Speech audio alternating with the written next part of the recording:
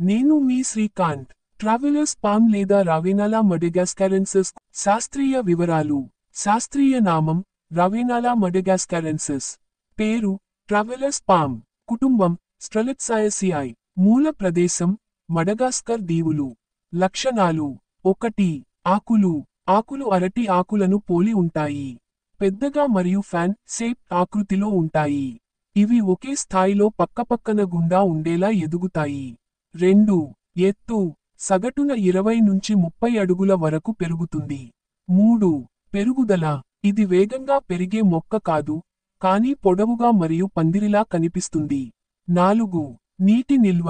ఈ మొక్క కాండంలో నీటిని నిల్వ ఉంచుతుంది. అది త్రాగు నీటిగా ఉపయోగపడుతుంది. దీనినే ప్రయాణికులు వాడేవారు, అందుకే దీనికి ట్రావెలర్స్ పామ్ అనే పేరు వచ్చింది. 5. పువ్వులు. పువ్వులు తెల్లగా ఉంటాయి మరియు బాగా ప్రత్యేకమైన ఆకారంలో ఉంటాయి. పెంపకం మరియు వాతావరణం. 1. వాతావరణం. ఇది ఉష్ణమండల మరియు ఉప ఉష్ణమండల ప్రాంతాల్లో బాగా పెరుగుతుంది. తేమ ఎక్కువగా ఉన్న ప్రదేశాలను ఇష్టపడుతుంది. 2. మట్టి. మంచి డ్రైనేజ్ ఉన్న దట్టమైన మట్టిలో బాగా పెరుగుతుంది.